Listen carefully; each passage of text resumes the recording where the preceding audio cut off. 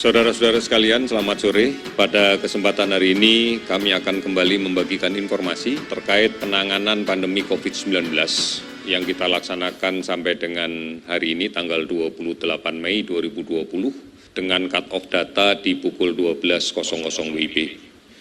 Saudara-saudara, kita kembali lagi pada acuan kita di dalam penanganan pandemi COVID-19 ini, yang sudah tegas diarahkan oleh Presiden pada beberapa saat yang lalu, di mana ada 6 arahan yang harus kita pedomani. Yang pertama adalah melaksanakan testing dengan cara yang lebih masif, kemudian melakukan tracing dari kasus yang kita dapatkan positif secara lebih agresif, dan kemudian kita melaksanakan perawatan dengan sebaik-baiknya, termasuk di dalamnya adalah isolasi pasien. Kemudian yang kedua, kita sudah mulai kembali mengingatkan kepada kita semua untuk mulai menggunakan teknologi di dalam kaitan kepentingan konsultasi medis. Ini yang kita kenal dengan telemedicine, kita kenal dengan telemedis yang sudah bisa dilaksanakan dan bisa diakses oleh banyak sekali masyarakat yang menggunakan untuk kepentingan konsultasi.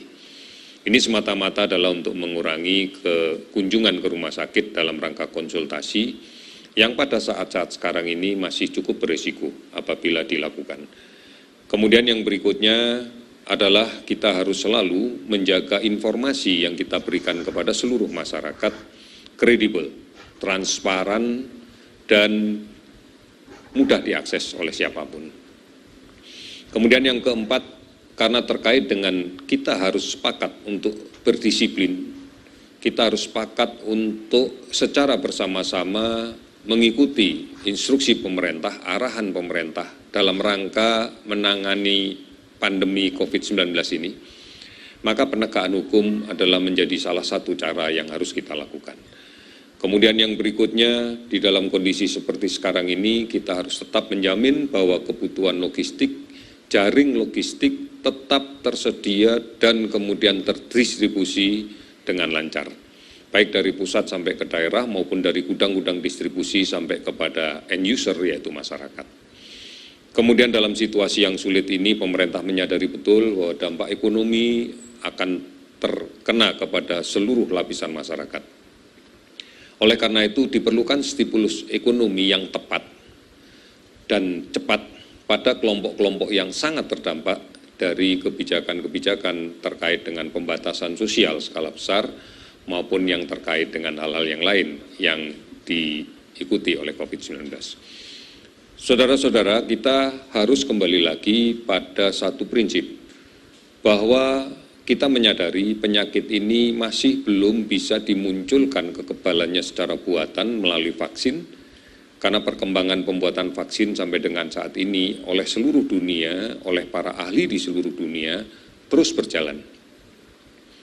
Kita berharap bahwa ini bisa segera diselesaikan, namun yang kita hadapi saat ini adalah bahwa vaksin itu belum ada. Oleh karena itu sekarang satu-satunya cara yang bisa kita lakukan adalah bukan kemudian kita menyerah dengan tidak berbuat apapun, namun kita harus tetap menjaga produktivitas kita. Agar kemudian dalam situasi yang seperti ini kita produktif dan aman dari COVID, maka diperlukan suatu tatanan, suatu kebiasaan, suatu perilaku yang baru. Ini yang kita sebut sebagai new normal atau kenormalan yang baru. Basis dari kenormalan yang baru ini adalah bagaimana kemudian kita beradaptasi terkait dengan sebaran COVID-19. Kita tahu dan kita memahami betul bahwa penyakit ini faktor pembawanya adalah manusia. Oleh karena itu yang paling mungkin penularan adalah dari orang yang sakit yang berada di tengah masyarakat dan menular kepada orang lain yang sehat namun rentan terhadap penularan ini. Kita memahami bahwa penularan ini hanya bisa terjadi melalui droplet orang yang sakit ke orang lain yang rentan. Oleh karena itu maka menjaga jarak ini adalah dalam rangka untuk kita bisa keluar dari jangkauan droplet yang memungkinkan pada jarak sekitar 1 meter, maka kita harus berada lebih dari 1 meter dari orang lain secara fisik, manakala kemudian kita berinteraksi. Pada kondisi-kondisi tertentu kadang-kadang kita tidak mampu menjaga jarak ini. Misalnya pada titik di mana kita harus berkumpul, misalnya di dalam lift atau di pintu fasilitas gerbang yang digunakan orang banyak. Oleh karena itu diharapkan kita menggunakan masker. Inilah cara untuk melindungi kita. Sebenarnya ada dua aspek yang penting. Yang pertama, apabila ada seseorang yang sakit, kalau dia menggunakan masker, maka pada saat dia bicara, pada saat dia batuk, pada saat dia bersin, dropletnya akan tertahan di masker, tidak menyebar kemana-mana. Cara ini sangat efektif untuk mengurangi penularannya ke orang lain, baik secara langsung melalui droplet yang dikeluarkan, atau droplet yang mencemari benda-benda yang digunakan secara bersama. Misalnya pegangan pintu di satu fasilitas umum, di perkantoran, atau mungkin tombol lift, atau mungkin pegangan pada saat orang naik ke kendaraan umum, semisal kereta api komuter, maka ini akan kita bisa memiliki peran yang besar. Kemudian yang kedua, bahwa orang lain yang tidak sakit akan terlindung dari itu semua.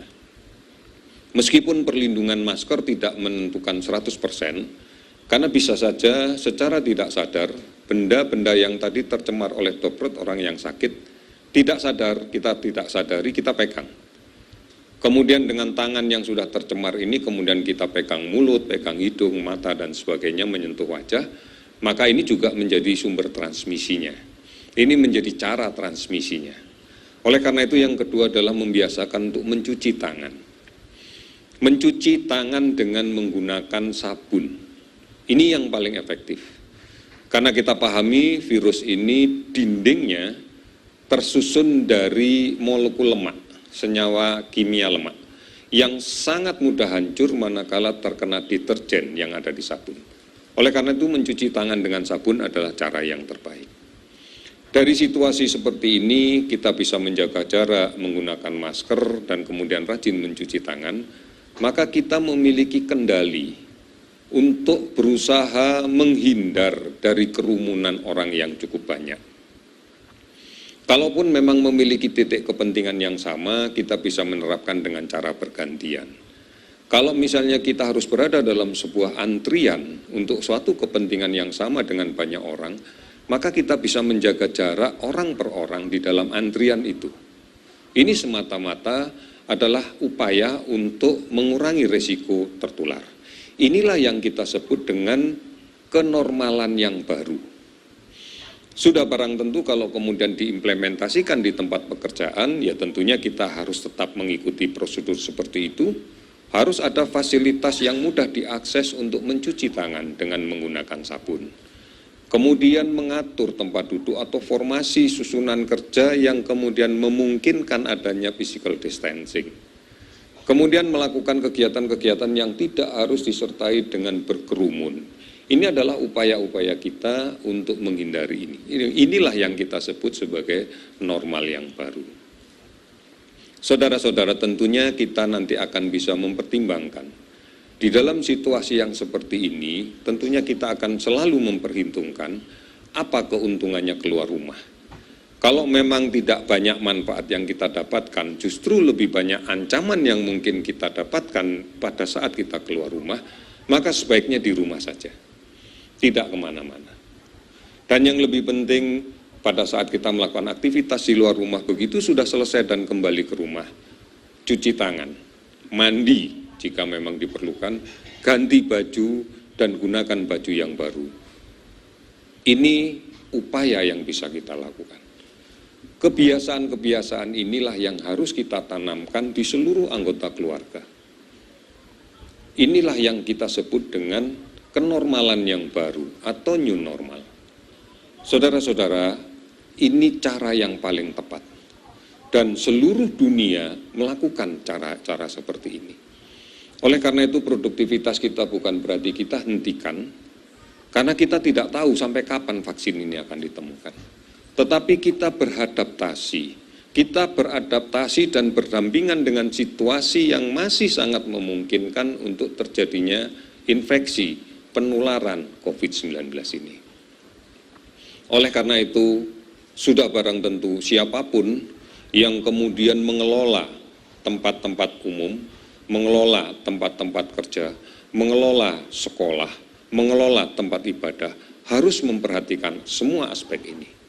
Bahkan kita berharap menjadi kontrol terhadap disiplin yang dilakukan oleh masyarakat. Kita sangat berharap bahwa pemilik toko mampu menjaga seluruh masyarakat yang menjadi konsumennya untuk patuh dengan ini. Kita bisa mengatur flow arus orang masuk ke toko tanpa kemudian harus berdesak-desakan. Ini adalah upaya bersama. Oleh karena itu, seharusnya kenormalan yang baru adalah gaya hidup kita, adalah kebutuhan kita, adalah perilaku kita yang tidak harus kemudian ditekan-tekan, disuruh-suruh, diperintah-perintah oleh institusi apapun, termasuk oleh pemerintah. Saudara-saudara, mari kita bangun budaya yang baru ini, kebiasaan yang baru ini, tentunya membutuhkan peran semuanya. Kami sangat bangga bahwa banyak sekali tokoh-tokoh masyarakat yang sudah bisa berperan secara komprehensif di dalam konteks untuk membangun suatu kenormalan yang baru. Karena kita tahu masyarakat kita adalah masyarakat yang sangat menurut kepada tokoh-tokoh mereka. Oleh karena itu, peran tokoh masyarakat, tokoh agama, dan sebagainya, tokoh adat, tokoh pemuda, dan sebagainya, ini menjadi kunci bagi pelaksanaan ini. Ini yang kita harapkan di dalam kaitan bagaimana strategi kita menghadapi COVID-19 tanpa kemudian kita menghentikan produktivitas kita. Ini yang sekarang oleh pemerintah sedang kita rumuskan bersama-sama dengan seluruh yang terkait, termasuk melibatkan banyak tokoh masyarakat, melibatkan para pakar, para ahli, untuk bagaimana kita membuat suatu prosedur, suatu protokol, suatu SOP yang betul-betul menjamin bahwa kita produktif namun aman terhadap COVID-19.